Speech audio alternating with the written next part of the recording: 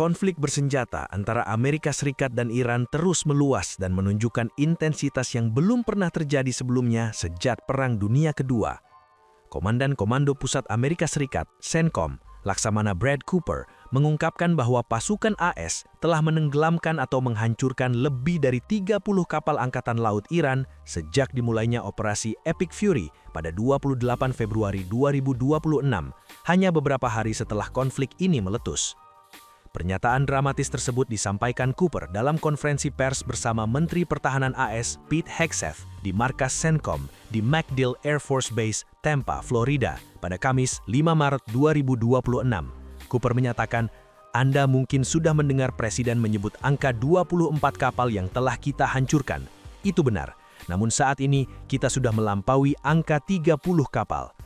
Ia juga menambahkan bahwa dalam beberapa jam sebelum konferensi pers, pasukan AS berhasil menghantam sebuah kapal induk drone Iran yang ukurannya kurang lebih sebesar kapal induk era Perang Dunia Kedua.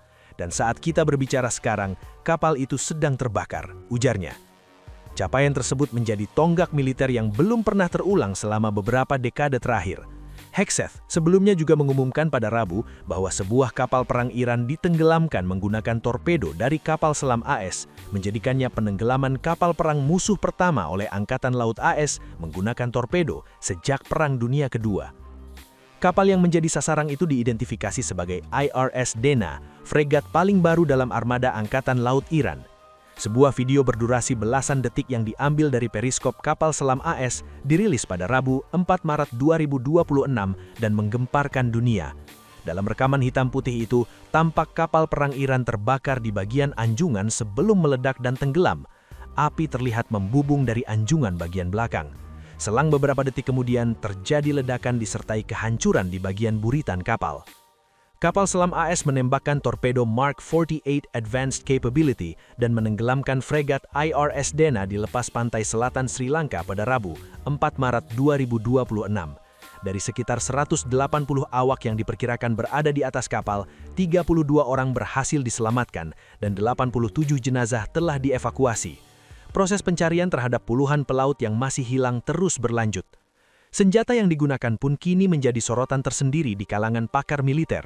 Thomas Shugart dari Center for a New American Security menyebut torpedo Mark 48 sebagai salah satu senjata anti-kapal paling mematikan dalam inventaris AS.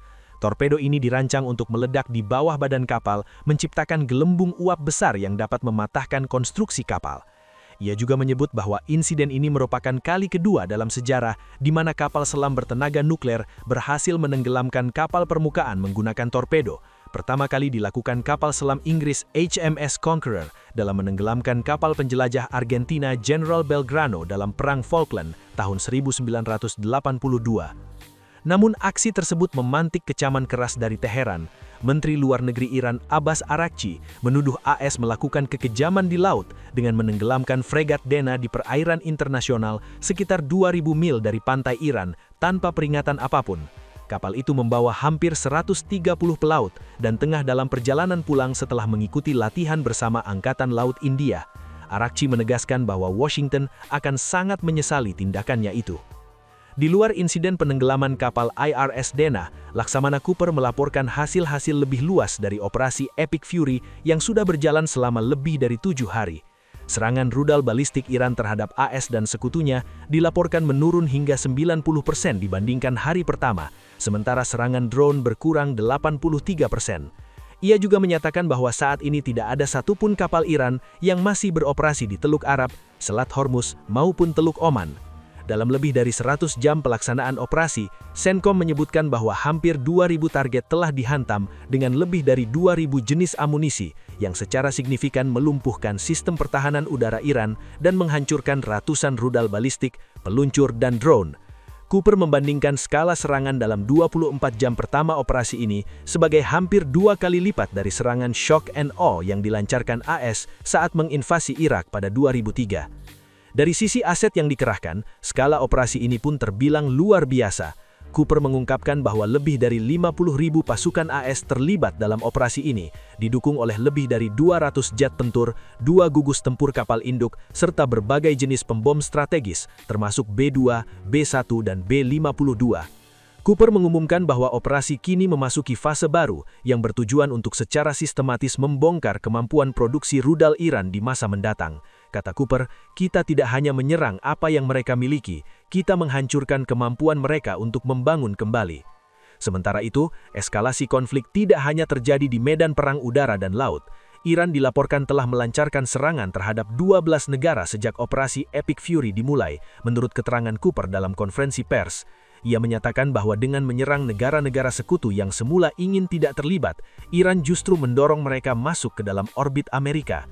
Di pihak korban, angka kematian di Iran telah mencapai lebih dari 1.000 orang berdasarkan data dari Yayasan Syuhada negara tersebut. Sementara di pihak Israel tercatat 11 orang tewas dan 6 tentara AS juga gugur dalam konflik ini.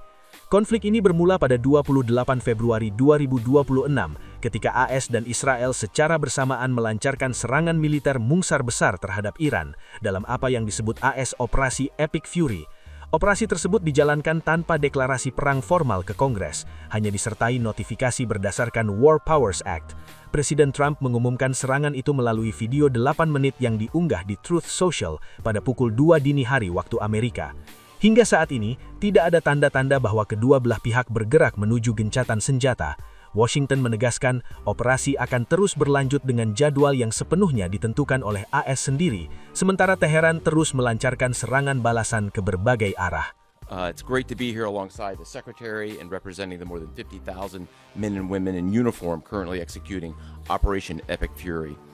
So, Mr. Secretary, first, thank you very much for your leadership and support and the very clear vision and objectives that you've given us to allow us to use overwhelming force against the Iranian terrorist regime. And thanks to all of you for attending today, and welcome to Tampa. We are now starting our 6th day of a historic mission to eliminate Iran's ability to threaten Americans. We are, if I could channel my inner Navy officer, we are at full speed ahead in executing orders given by leadership in Washington. The President and Secretary Hegseth have been crystal clear in their expectations, and we are at a high level of execution. As described by the Secretary and earlier this week by me, U.S. combat power is building as Iranian combat power declines. Our air dominance allows us to hit Iran's center of gravity with overwhelming power and reach. A couple of examples. In just the last 72 hours, America's bomber force has struck nearly 200 targets deep inside of Iran, including around Tehran. And in just the last hour, U.S. B-2 bombers dropped dozens of 2,000-pound penetrator bombs, targeting deeply buried ballistic missile launchers. Notably, we've also struck Iran's equivalent of Space Command, which degrades their ability to threaten Americans. Then, if I just look back over the last 24 hours of the operation compared to where we were at its start, ballistic missile attacks have decreased by 90% since day one. Drone attacks have decreased by 83% since day one. Having said this, we remain vigilant. Our strikes against the Iranian Navy have intensified. You may have heard the President say just a little while ago that we have sunk or destroyed 24 ships. That was true at the moment. We're now up over 30 ships. And in just the last few hours, we hit an Iranian drone carrier ship, roughly the size of a World War II aircraft carrier, and as we speak, it's on fire. The President gave us another task, to raise or level Iran's ballistic missile industrial base. So we're not just hitting what they have, we're destroying their ability to rebuild. And so as we transition to the next phase of this operation, we will systemically dismantle Iran's missile production capability for the future, and that's absolutely in progress. This is going to take some time, but our forces are well supplied, as the Secretary said, and we are absolutely ready to prosecute this mission decisively. Our combined joint forces have relentlessly destroyed Iran's air defenses over the past few days, and they've continued hunting for more systems to kill. Our air defenders are operating at the very top of their game. I couldn't be prouder, shoulder to shoulder with our partners in the region in many cases, providing the most integrated air defense network in Middle East history. We are fighting to win. Through combined U.S. and Israeli combat power, we will continue decimating Iran's ability to project power outside its borders. And if I can just conclude by saying a strong salute to the brave men and women who are out on the pointy edge of this, really doing exceptional work. I just couldn't be prouder, and I know the American people share in that same pride. So thank you very much. Our strikes against the Iranian Navy have intensified. You may have heard the president say just a little while ago that we have sunk or destroyed 24 ships. That was true at the moment. We're now up over 30 ships. Download Tribun X sekarang. Menghadirkan lokal menjadi Indonesia.